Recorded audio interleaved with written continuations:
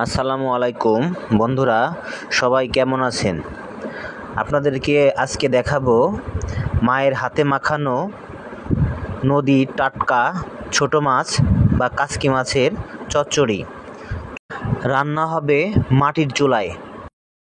চচ্চড়ি রান্না করার জন্য কেটে নিয়েছি মরিচ এবং পেঁয়াজ।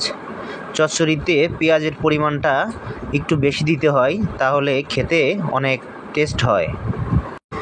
কেটে নিয়েছি 2টা আলু এবং একটা বেগুন, আর নদীর মাছ সুন্দর করে পরিষ্কার করে ধুয়ে নিয়েছি।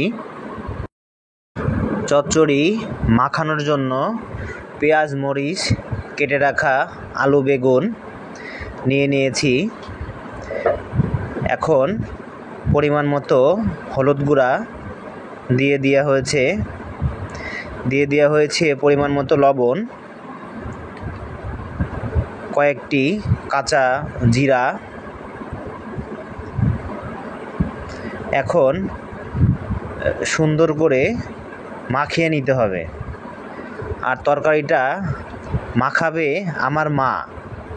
এত সুন্দর করে মায়েরা তরকারি মাখায়, মনে হচ্ছে যে রান্না না করেই খাওয়া যাবে। দিয়ে দেওয়া হয়েছে পরিমাণ মতো সয়াবিন তেল। তেলটাকে দিয়ে আরও সুন্দর করে মাখিয়ে নিতে হবে। দেখেন বন্ধুরা, তরকারির মাখানোর স্টাইল। পৃথিবীর সব মায়ের হাতের রান্নাই অনেক সুস্বাদু। যে কোনো কিছু রান্না করলেই অনেক স্বাদ, যা অন্য কারো হাতে রান্নার তরকারিতে পাওয়া যায় না। তরকারি সুন্দর করে মাখিয়ে নিয়েছে। এখন পরিষ্কার করে রাখা নদীর টাটকা মাছ দিয়ে দেওয়া হয়েছে। মাছটা দিয়ে আরও একটু সুন্দর করে মাখিয়ে নিতে হবে।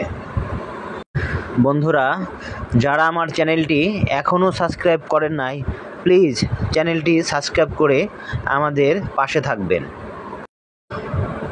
তরকারিটা সুন্দর করে মাখিয়ে নিয়েছে। এখন হাত ধুয়ে সামান্য একটু পানি দিয়ে দিতে হবে। তরকারি মাখিয়ে চুলায় বসিয়ে দিয়েছে। তরকারি রান্না হচ্ছে মাটির চুলায়। মাটির চুলায় যে কোনো রান্নাই অনেক টেস্ট হয়, তাও যদি হয় মায়ের হাতের রান্না। বন্ধুরা, তরকারিটি হয়ে গিয়েছে। এভাবে কম মশলা দিয়ে আপনারাও বাসায় তরকারিটা রান্না করে খেতে পারেন। দেখা হবে নতুন কোনো ভিডিও নিয়ে। ততক্ষণ সবাই ভালো থাকবেন, সুস্থ থাকবেন। আল্লাহ হাফেজ।